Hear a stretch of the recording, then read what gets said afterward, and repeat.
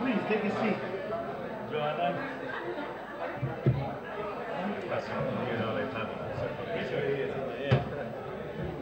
Thank you for doing this. No, no, we don't want to sit, we can stand. We have to share the mics, yeah? This is fine, anywhere you like, anywhere. I'm easy. Like Are there enough chairs? No, 2, 3, 1. Yeah, share the mics. Yeah, got it. I'll do that. Alrighty. There's enough chairs. No, there's one place here. Richard doesn't really want a chair. You don't really want a chair anyway, do you? That's terrible. It's horrible. Which is not. That's why we never went into the United Nations. Yeah, exactly, yeah. Good morning. Good morning to everybody. Can you hear me? Yeah. Because yesterday we had some difficulties on the other tables, yeah. I am Adriano Berengo, and I'm your co-host today with the Listen Gallery. First of all, I would like to welcome you, all of you, to this exhibition, Genius Loci, the Spirit of Place. My sincere thanks to Listen Gallery for this amazing show. I would like to welcome you to our panel discussion on Genius Loci. I have the honor of introducing our panelists to you. All of our panelists are very accomplished in their own right, and I'm sure well known to many of you, so I'm not going to even try to list all their projects and achievement, just give you a highlight. Let me introduce first our moderator, Edwin Heathcote, an architect who has been the architectural design critic for the Financial Times since 1999.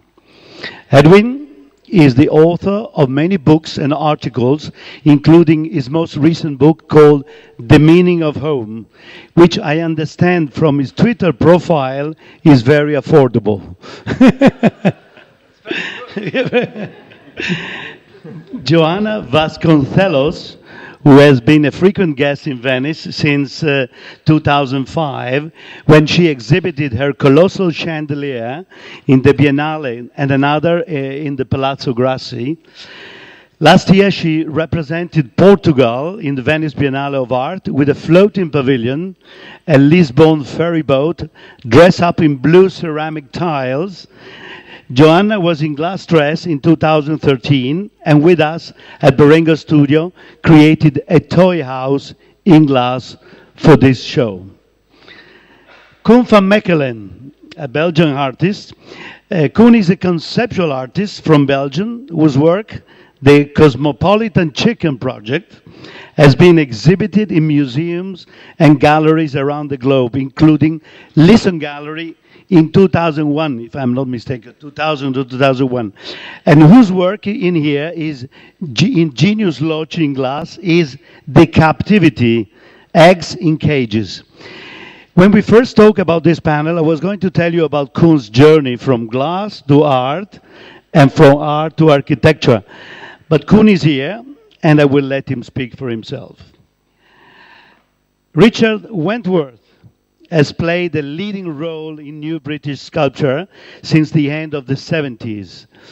His work around motion of objects and their use as part of our day-to-day experiences has altered the traditional definition of sculpture as well as photography. He is considered one of the most influential artists in Britain. Aldo Cibic, a distinguished architect whose project Rethinking Happiness was presented in the 10th Venice Biennale of Architecture.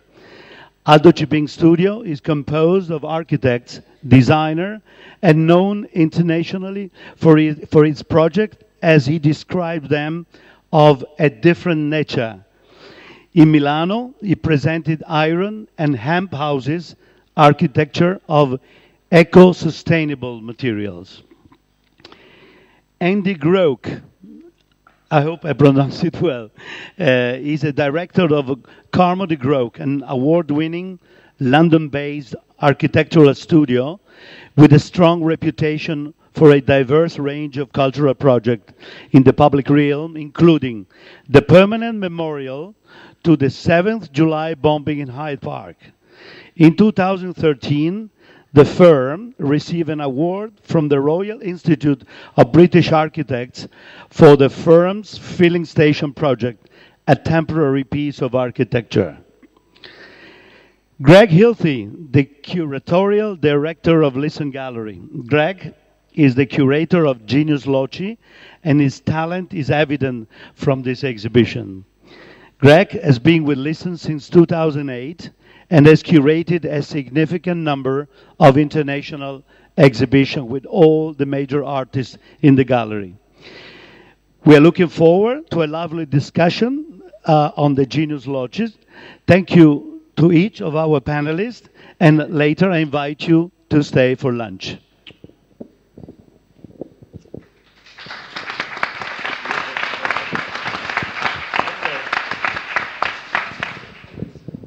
Well, thank you so much for the introduction. Thank you all for coming here. I don't know if any of you are a little like me and a bit hungover, so I'm going to try and fade into the background while the superstars talk between themselves.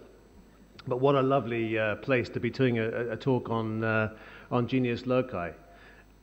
And Genius Loci is a very interesting thing, I think, in architecture and art, because we've abstracted the concept of the Genius Loci, so that it means a spirit of a place as a kind of psychogeographic term. It means now for us a spirit, a sense of where you are. But 2,000 years ago in Rome, in the Roman civilization that spawned it, it was a figure. So the spirit of a place was a character. He was a little deity, and people would give tribute to them. He would be a deity at the crossroads, sometimes represented by the figure of a snake, because the snake was the thing that was the closest to the ground, so that was the kind of ideal representation of the spirit of a particular place.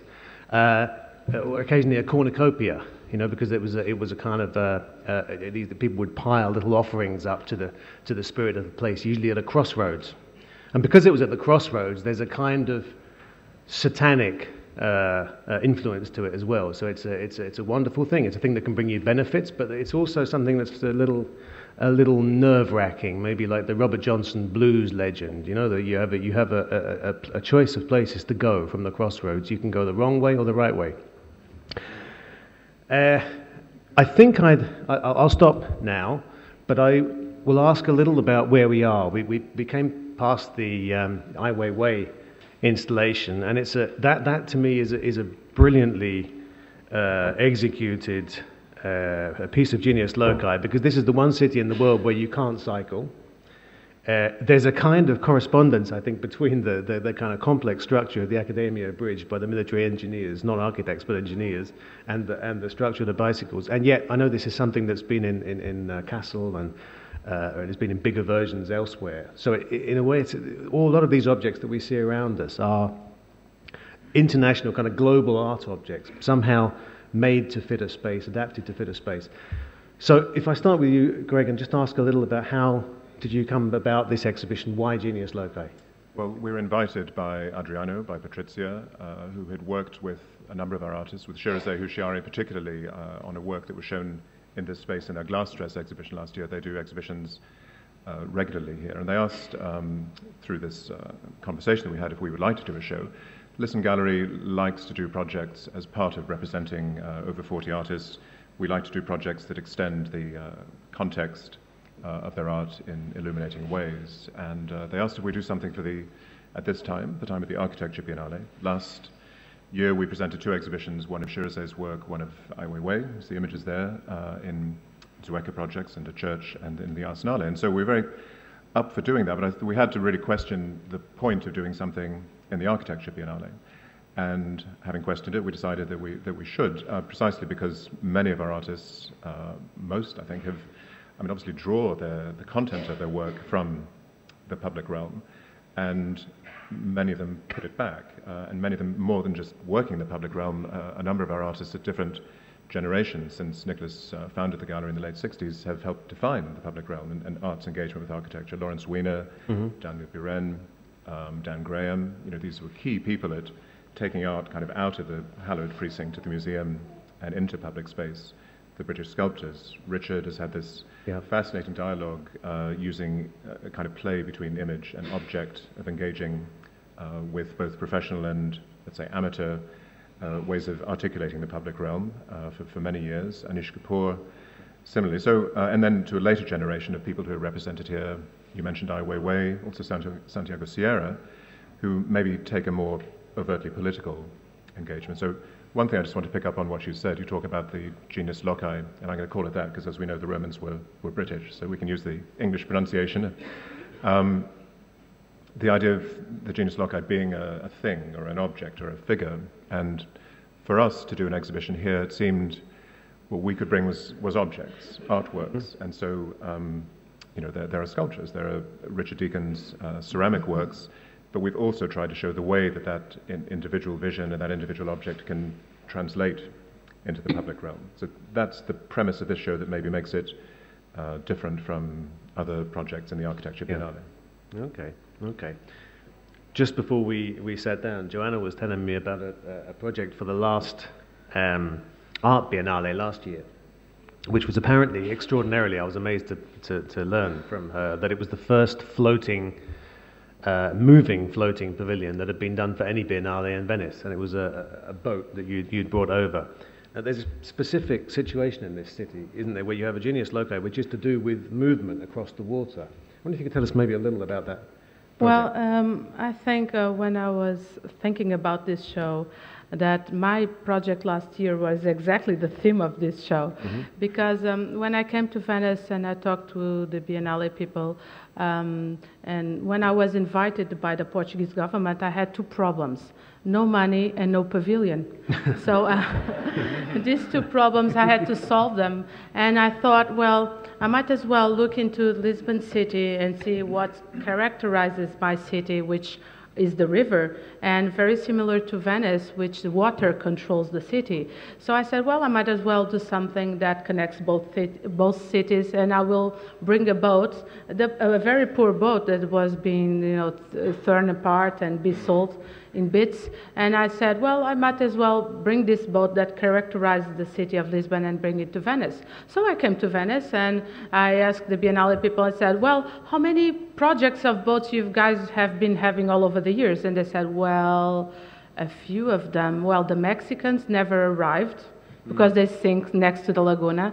Then we have Rossi with a boat that was parked and had operas and theater. It was an amazing project.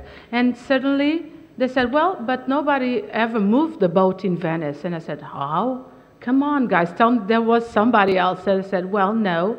And suddenly I felt this strange feeling, which is you need to connect with the places. The places have certain characteristics and public space, and the public space in Venice is water.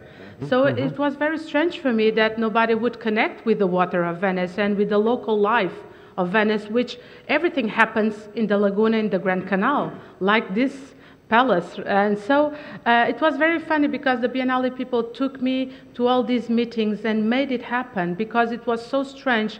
International laws, embassies, mayors, and so everything was very strange to get permits to float and to move a boat into the Laguna. It was a very strange object. And so it became a huge project in Portugal. It became also an important thing because I didn't have money.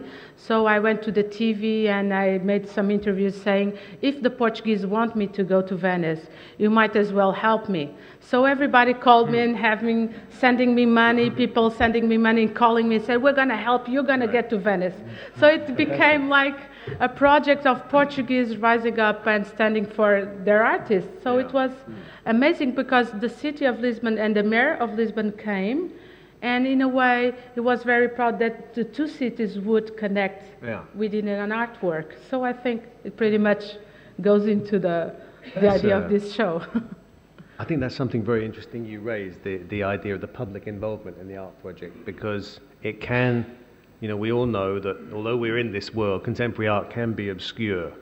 And I wonder what responsibility all of us have. I'm not asking this for any one individual, but if anyone would like to answer, what responsibility we have to make public art accessible, if any, or is it just something that is there, and if people like it or understand it, that's fine. If they don't, it doesn't matter.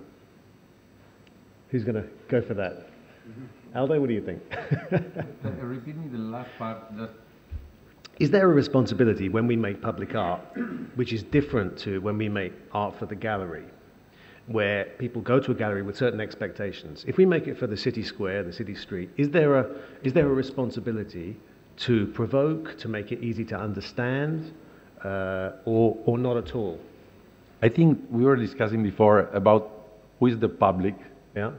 Who is the public? Is a regime, or the public is from the top or from down? So I think that anyway there is somebody giving, come si dice, commissionare to ask for the art piece, because when you make a new development, I mean, there is a developer, there is the administration, and there is the architect. And usually, many times they forget the art. So, but the community is going to live there, and nobody's thinking of the life of the people. So I can dream that you make something that becomes the life of the people, that becomes something that you grow, and you have something that you remember for all your life as something that you pass in front.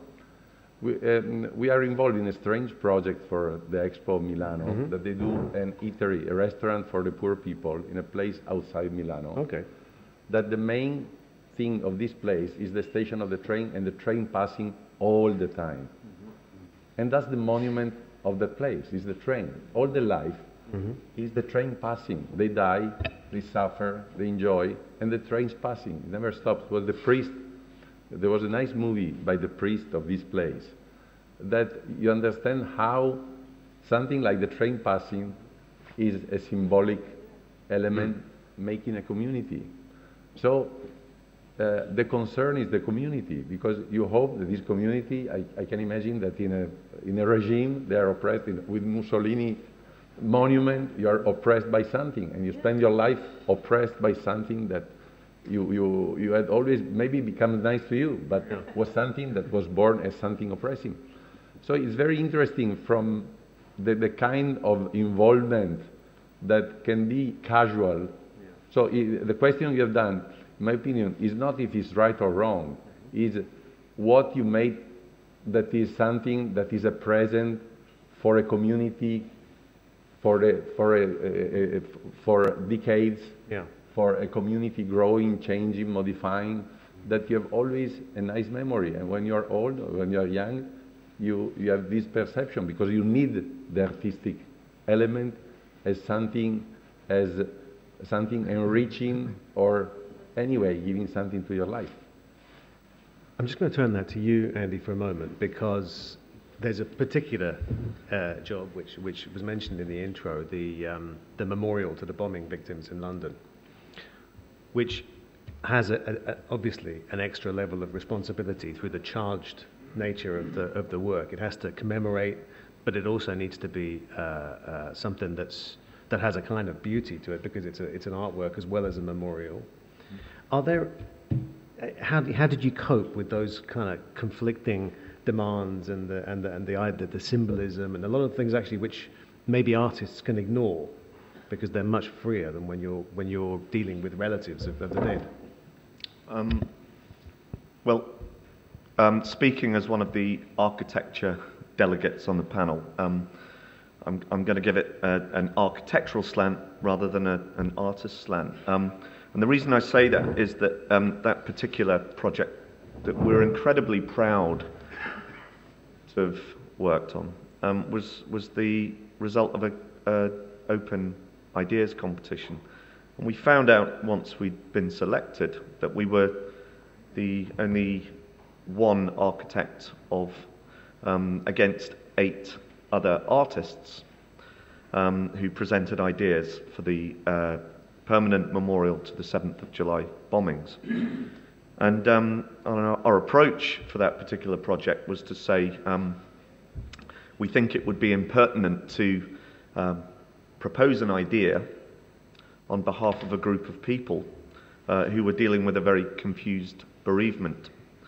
And so it got us to reflect what we should propose in the situation to get us selected. And we proposed a process of listening and consultation and understanding issues of place, understanding responsibilities of timescale, who is our client, is it our bereaved families, is it society as a whole, is it society as a whole in memoriam. And we realized that architecture has a sort of paradoxical responsibility to not only the people that are engaging with it on a day-to-day level, the here and now, but also how a piece of work in the public realm becomes relevant in perpetuity for generations to come. We realized that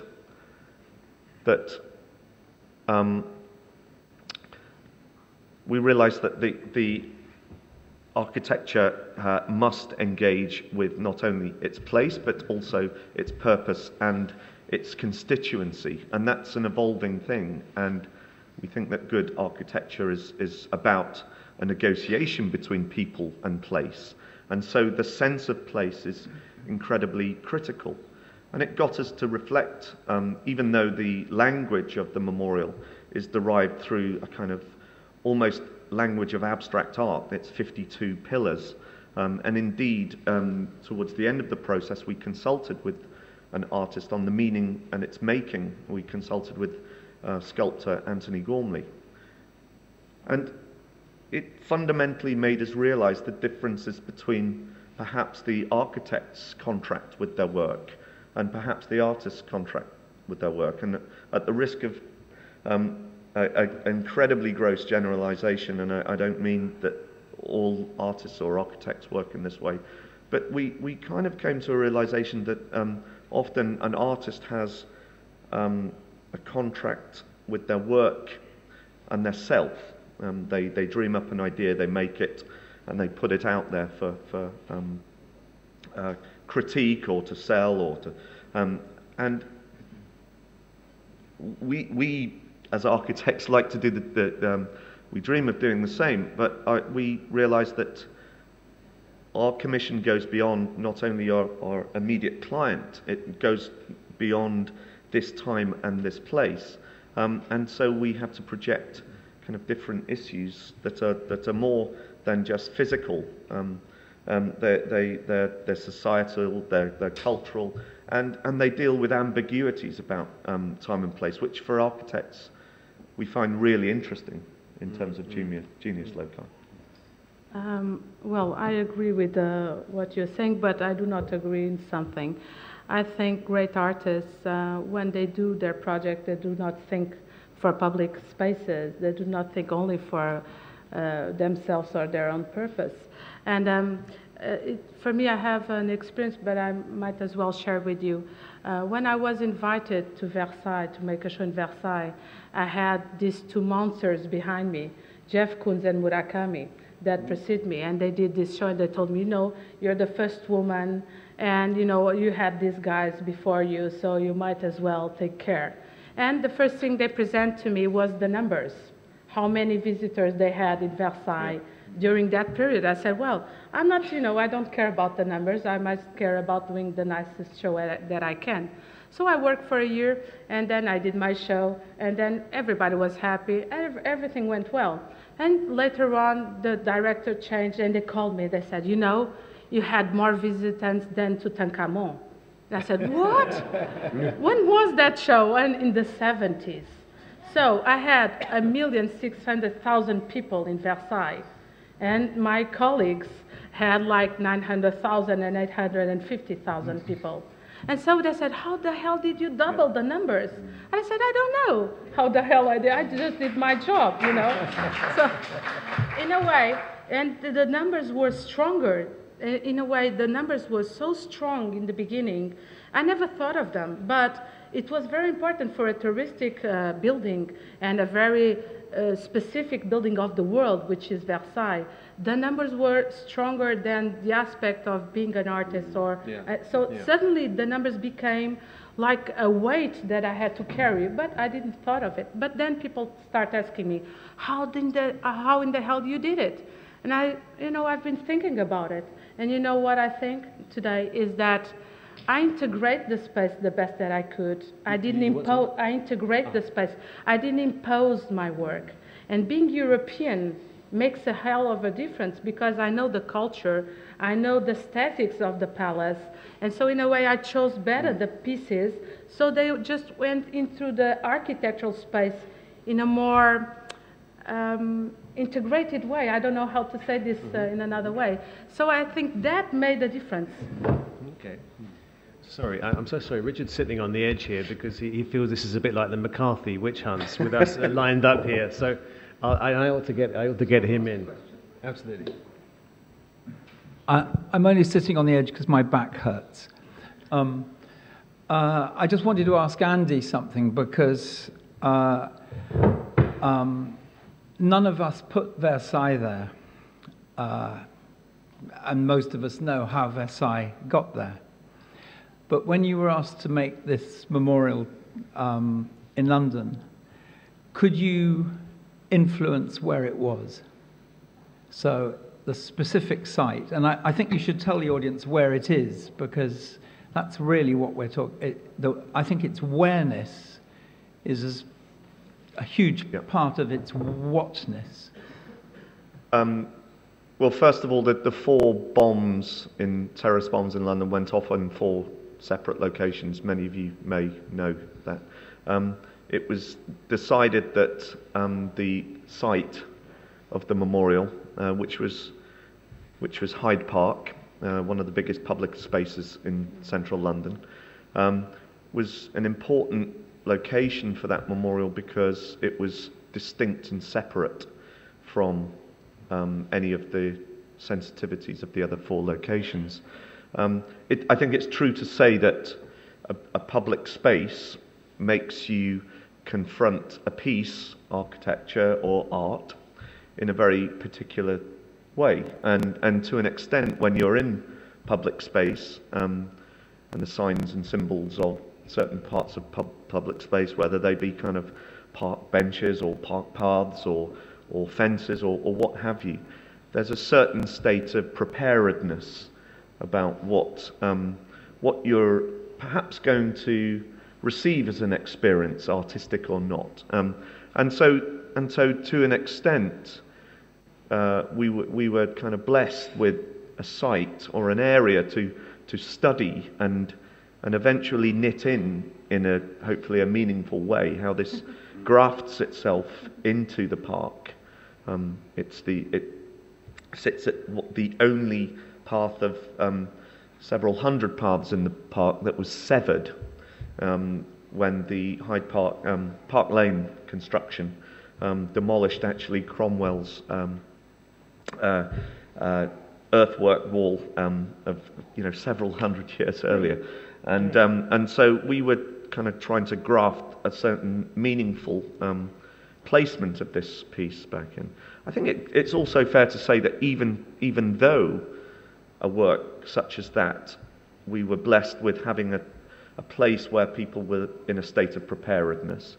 I don't think we can take for granted that even though we're saying it as a public work, and sort of instructing as such in our own minds, we can necessarily take for granted that anyone who is engaging with the city on that particular moment is in a similar state of preparedness or has the same interpretation of what we intend. So the meaning of the making is a really interesting kind of cross-boundary subject, I think, between art practice and architecture practice.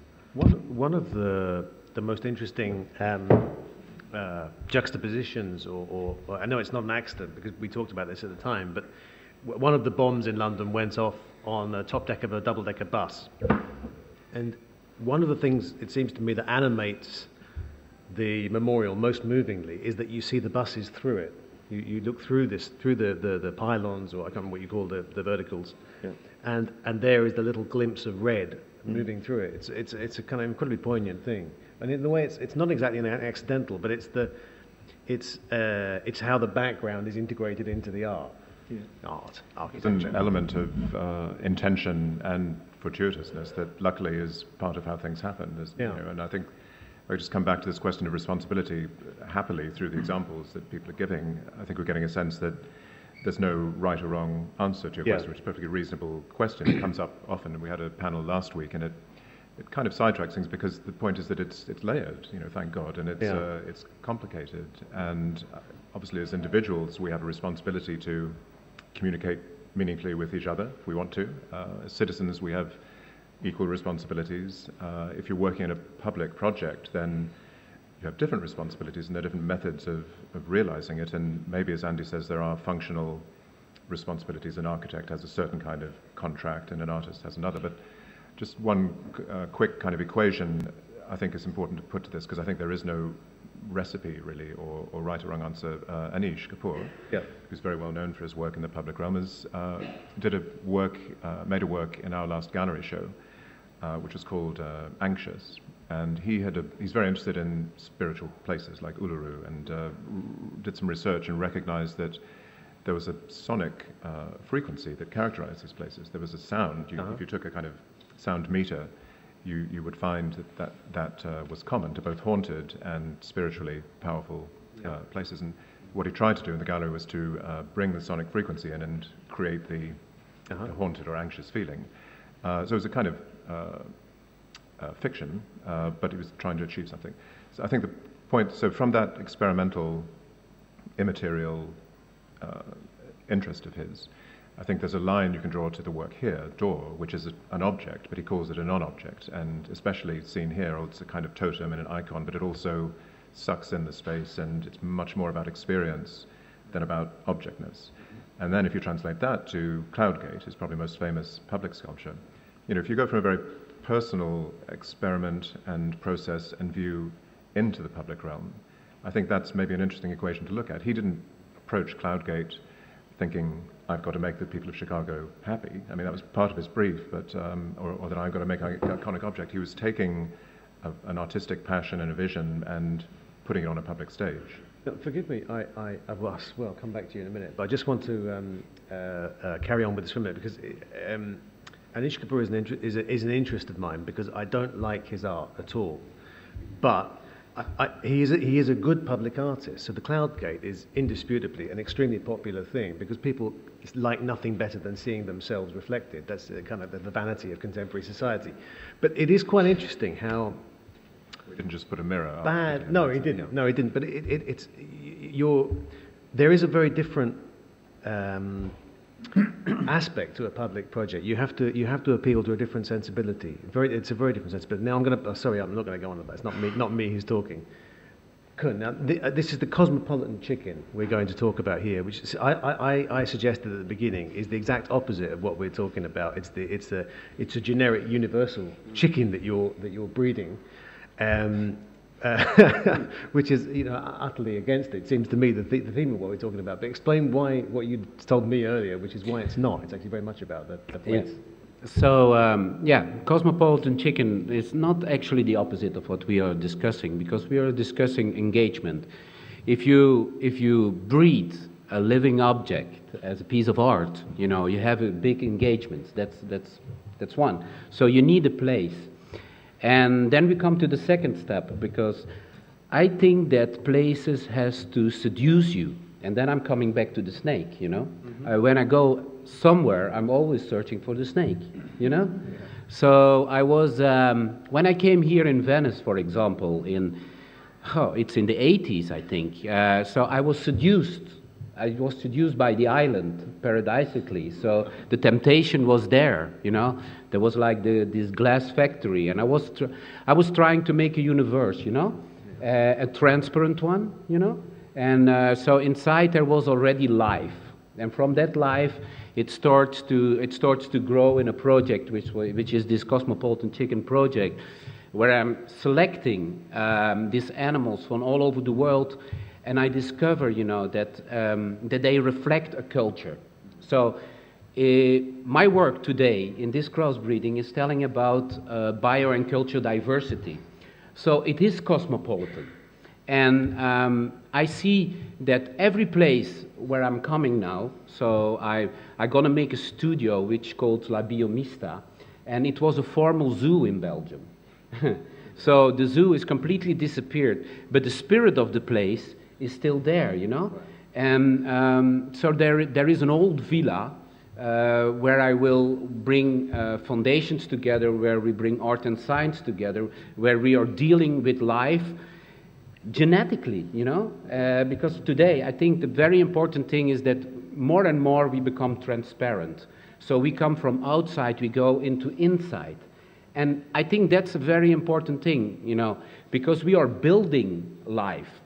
It's also a very dangerous thing, and we have to question that. And every architect today has to question this with the space. So I will first take this old villa to discuss all these kind of subjects, and then we will build a space, a studio, like a factory. And I met Mario Botta. He becomes a friend, and he will make my studio, but we will do it with biological materials. It will, in a way, it will be banal, right? Yeah. It will be banal, but it fits to the space, and it will. We will make it with wood chips and with wood that we find on that space, and I think there is a conversation. There is a conversation with the space, with the architect, with the project. And it's going to be a cultural park. It's going to be another kind of zoo, one where we can discuss this. And your ultimate hybrid chicken itself, the final product, what is the, beyond being a conceptual piece in itself, what do you do with the final chicken? Do you eat it? Or well, no. No, we don't eat it. We celebrate in the beginning, because I started with a typical Belgian chicken and a French one.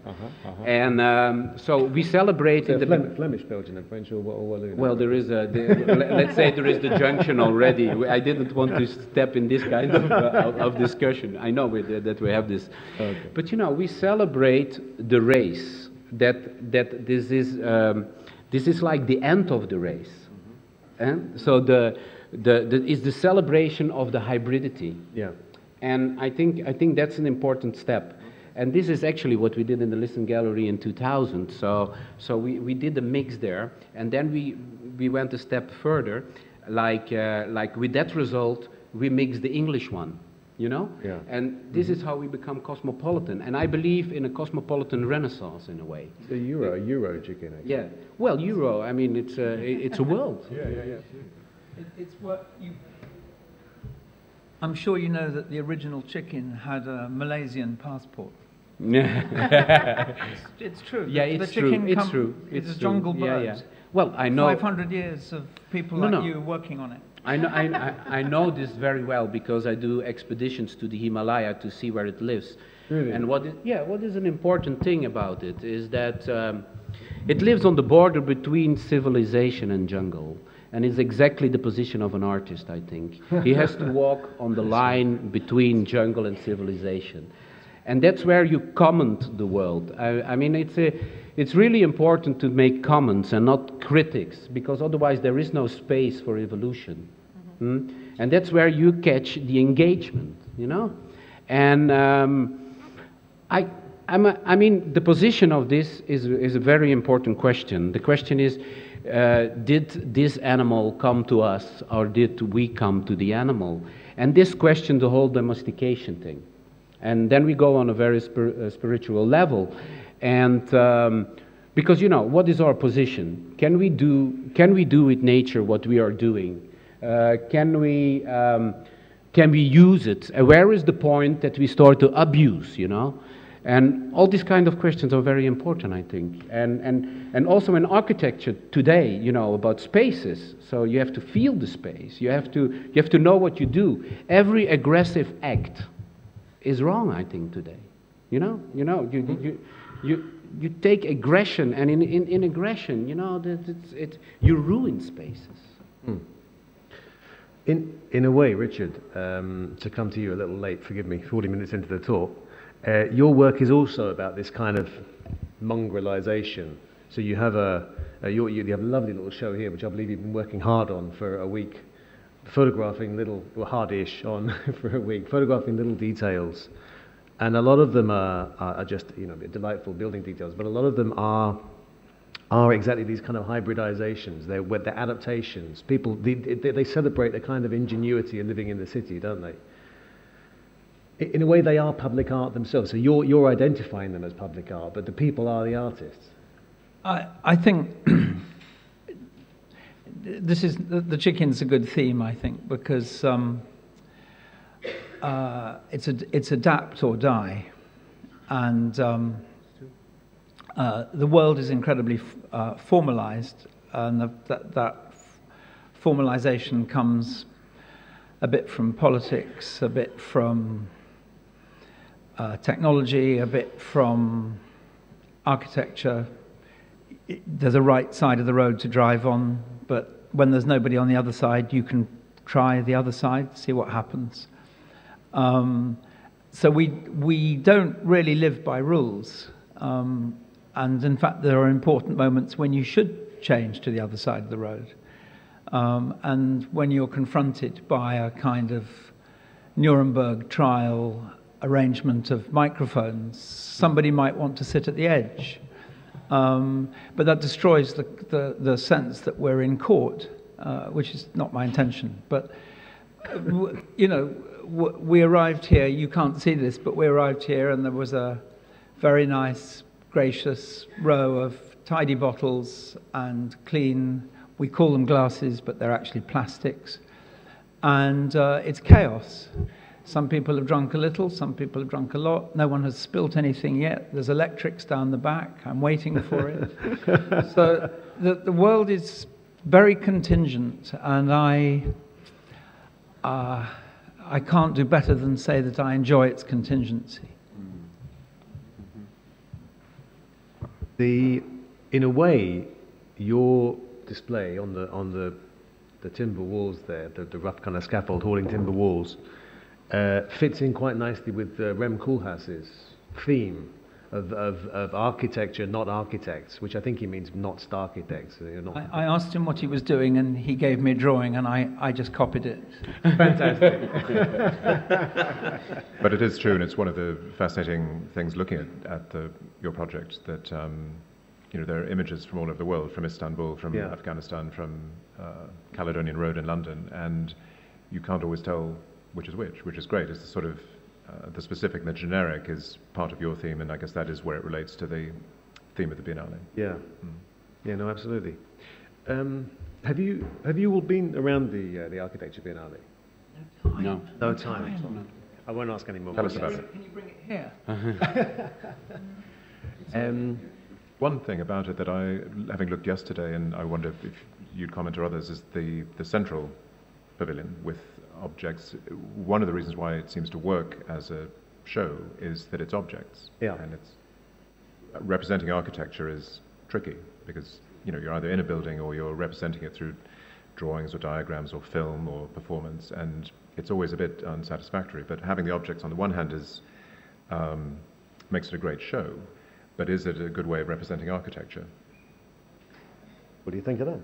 I think it's incredibly difficult to represent architecture, as you're saying, and I think it comes down often to one of the fundamentals of how we imagine and how we make work, and there's often, to practice as an architect, there's often a fundamental disconnect between what is imagined and what is made, whereas often the artist can have processes which directly connect them more to the work themselves.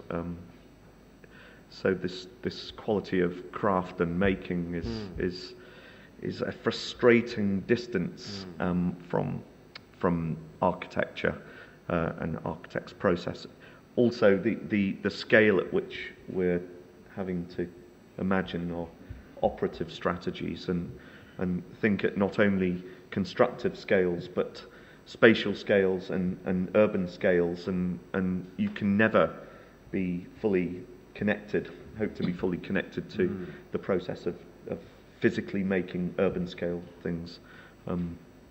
Can I just say one quick thing that connects to this? I mean, maybe all of this sort of hilarity of, which year are we in? Oh, is it architecture or is it art? I get so confused.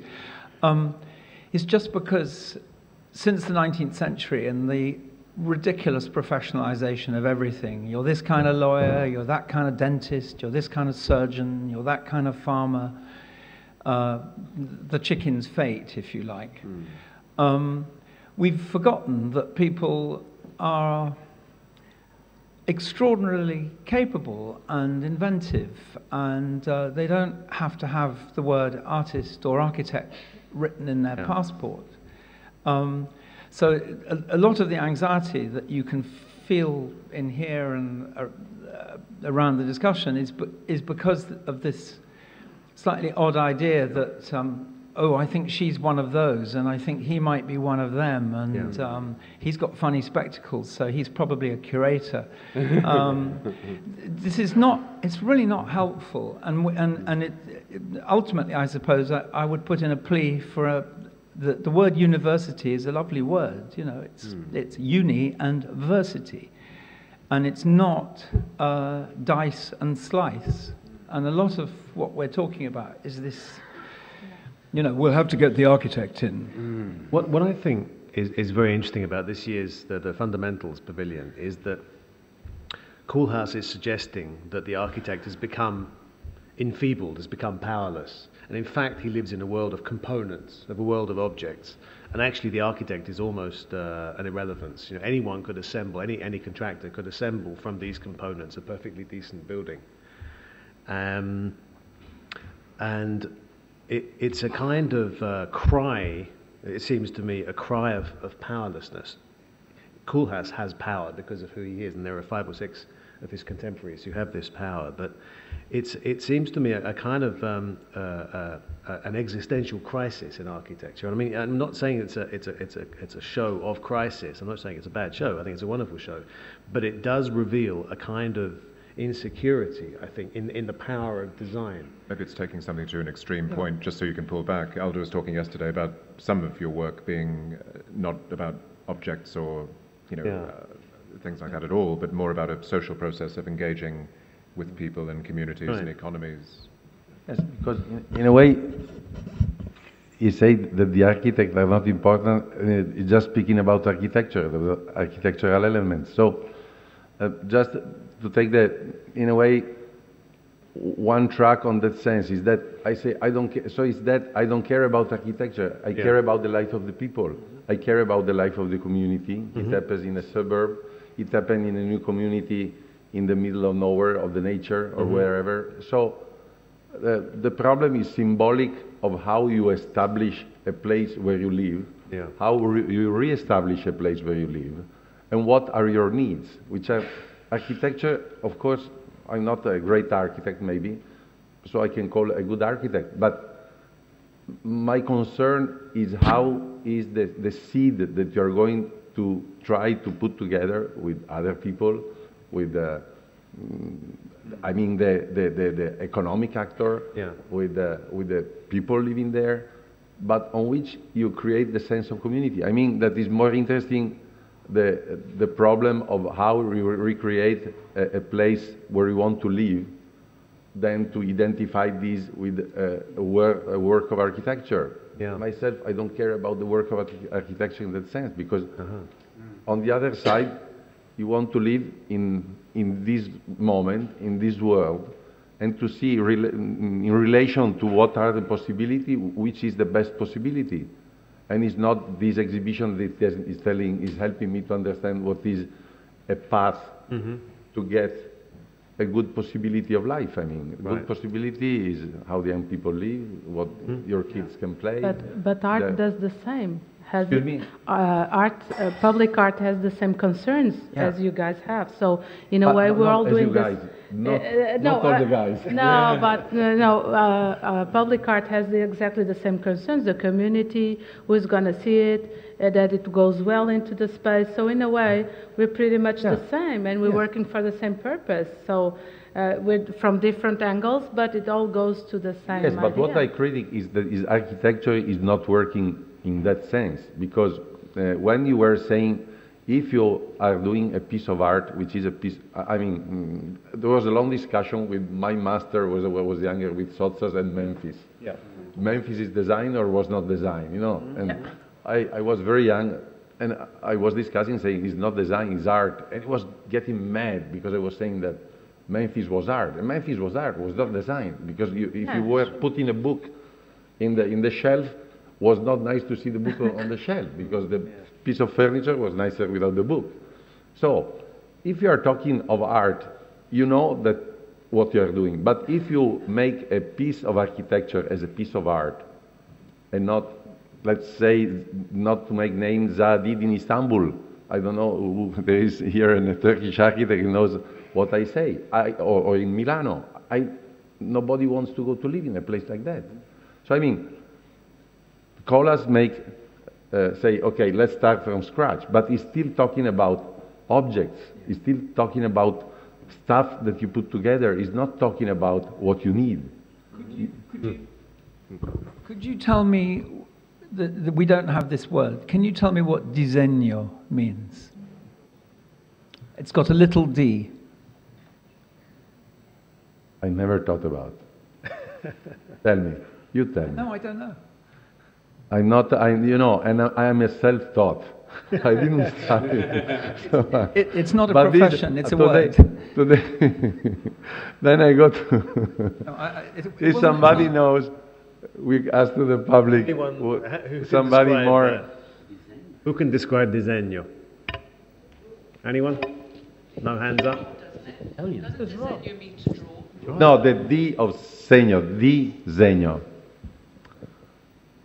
But anyway, just to close the subject, I mean, we have the same concern if the base is the same. If you are sitting in a, I don't like to use with a bunch of people. I don't want to say multidisciplinary, but if you share the destiny of your life, of your community, I mean, we're constructing a better world, all of us in a way. So I think people add to a better world different things.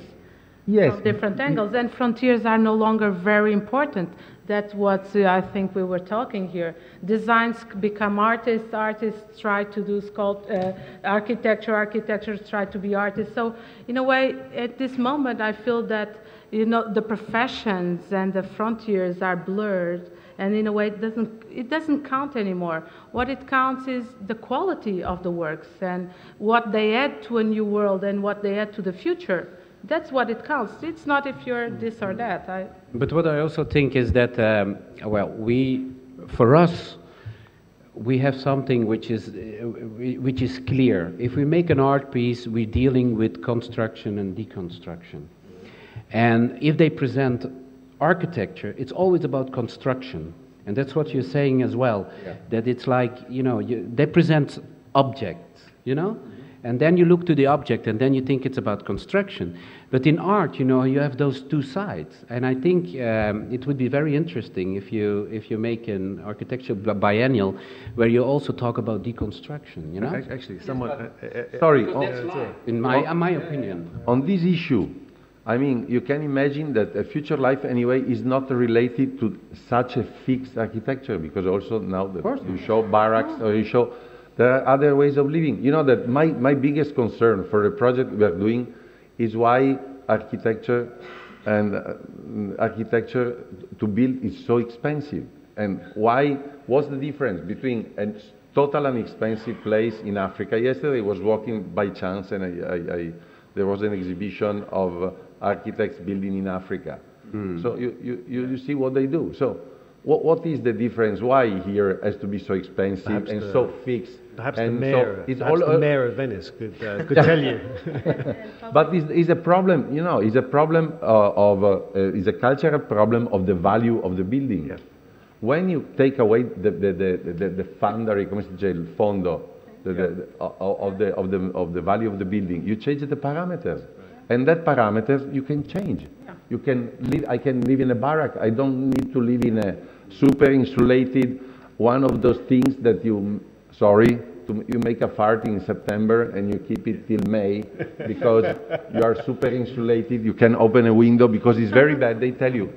A few days ago, somebody in this conference of about architecture materials say, no, you cannot open the windows. It's stupid to open the windows. I say, that's crazy. It's stupid to open the window. Why? I want to open the window in winter when it's cold. No, you have to stay closed like sigillato, come si dice.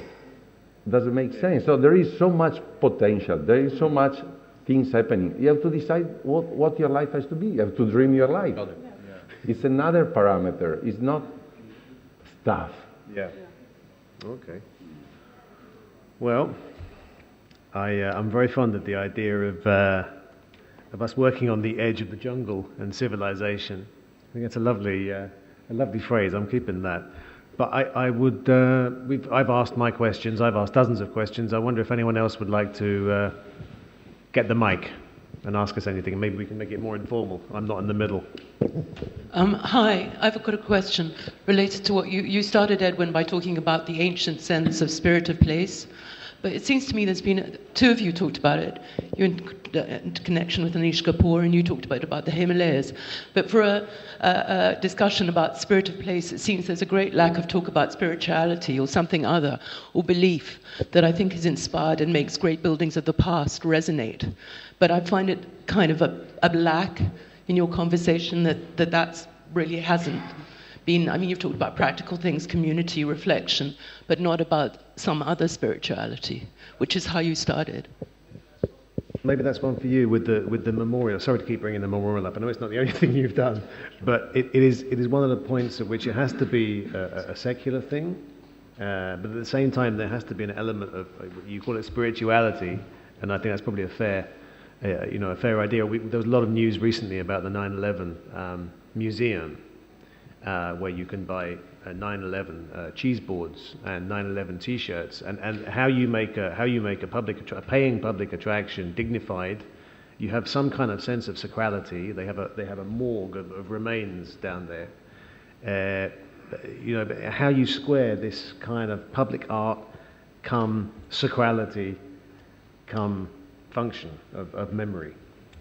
That's a big question. Sorry, Andy. Memory in the city. I think it's with that particular project.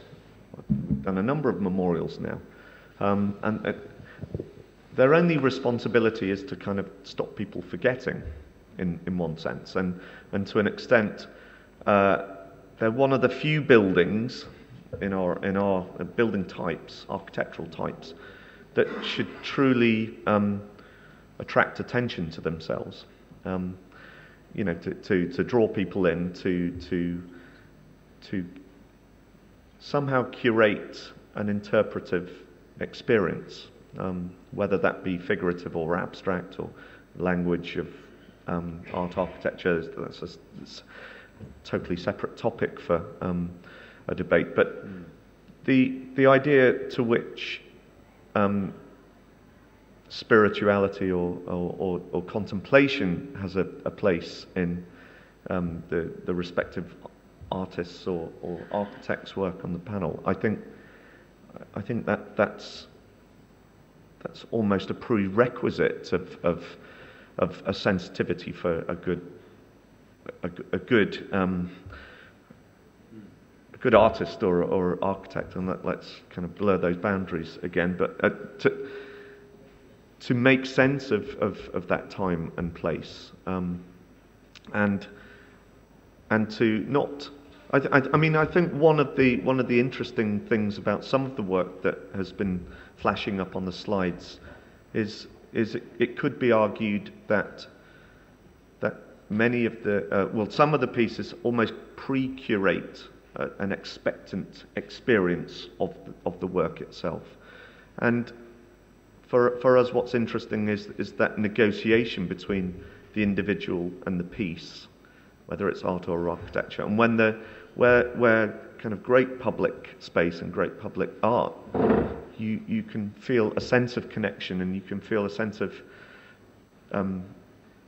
identity and comprehension, but that's not necessarily through an instructive experience. It could be through an interpretive experience, and to kind of give space and time for that contemplation. I think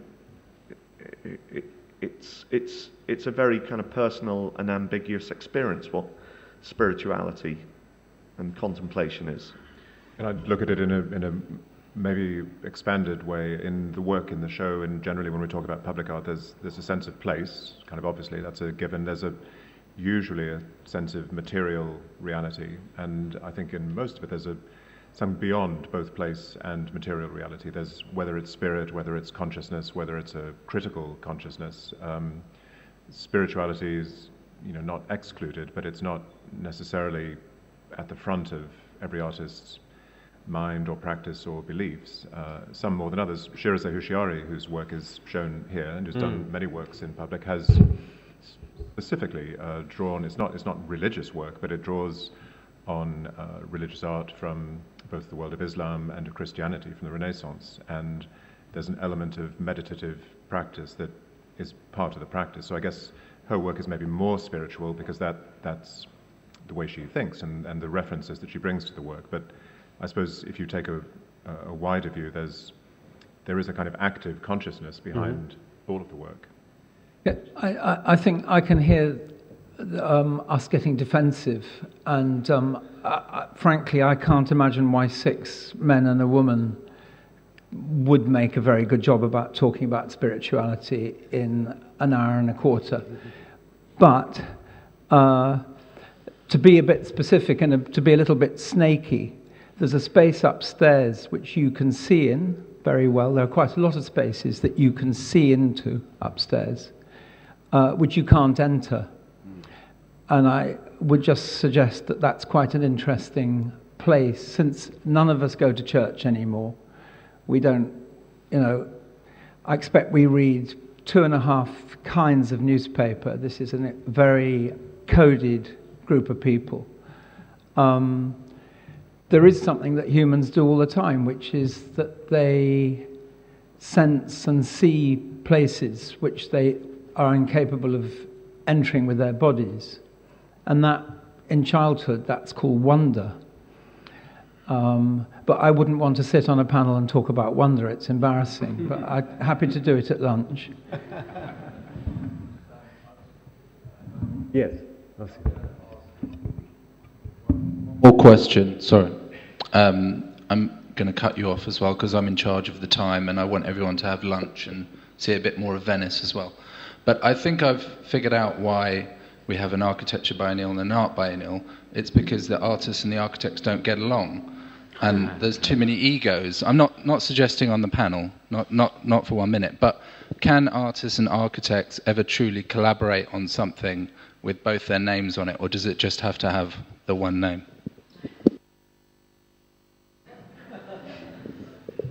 Okay, let me see. I think Aldo, anyway, I'll ask you. We'll ask you that. What we are talking about is also about city planning that we forget, because I mean what we miss today is good city planning, because city planning is not making the interest of the community most of the time.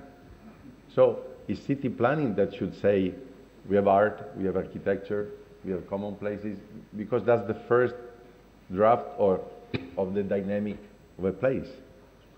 And biennial of architecture is closer to, of course, to the master planning than art. So I don't mind about the confusion that you're saying, but the problem is an ego problem maybe, because maybe what Joana Vasconcelos was saying, that there is a contamination between the two, is true, but the big problem is that you don't sit on the same table to discuss it.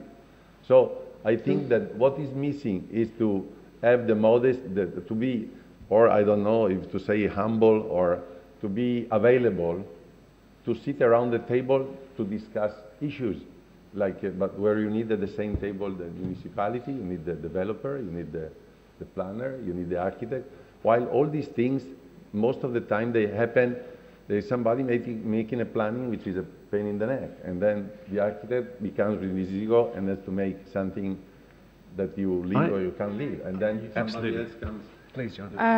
You know, in my world, I live with an architect, and I have 4 architects in my studio, so I pretty much live with architects, and I always have in my life. I always say that architects come from reality to create irreality, and artists come from the unreal to the real. So we do 2 different paths to join in the same place, which is the public space, for people that like sculpture in public spaces. So I think we both build the world from a different point of view. Of course, in our history, the sculptures would fill in the empty spaces left from architectural. So in the cathedrals, we were left with a niche.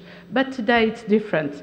We don't longer want the niche anymore. We want it all. So in a way, Niche, that's N-I-C-H-E. So I think sculptures no longer are inside of the cathedral. They're already in the public space too. And that's the difference of today. We need to cope together. We need to work together. And we need to build the world in a different way, but together, not apart. You do work with architects. Sorry, forgive me. No, I'm the guy Go of ahead. I'm the guy of the crossbreeding, so I have to crossbreed all the time. So I bring like architects and philosophers and scientists together, because that's, I mean, it's obvious that, but you have to respect their métier. You know, you have to respect their profession somewhere. You know, and métier is a nicer word than profession. Yeah, métier. You, Richard, you work with architects, don't you? You did this thing in King's Cross with Groarke, and you know, you do actually. You are an artist who works with architects. Lunch is coming, I promise. It's chemical. I think it's who you like, who you want to spend time with. We don't all like each other. I'm really not interested in what it says on somebody's passport. I know a dozen architects that I can talk with happily, who I think about when I go to bed at night. Don't get me wrong. I don't think it's. I think this point about the city planner. I think ultimately, I think it's to do with inappropriate divisions, socially and culturally. And the world is really run by a petty bourgeoisie who have titles and enforce behavior on other people. And it's very, in English you can say it's very trying. Well, as we described, this is a kind of trial situation here with us sitting at the bench, and that's a good point to end. Thank you very much all for coming. Thank you, Berengo. Thank you, Listen Gallery, for a lovely show and for making this possible. And thank you so much to the panel for sharing your opinions. I appreciate it. Please, bon appétit.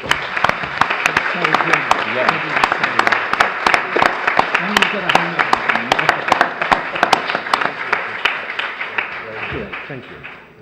Could have been Difficult. This is pathetic. It's really difficult. Think about it. Thank you so much. That's great. No, That's excellent. This sets up.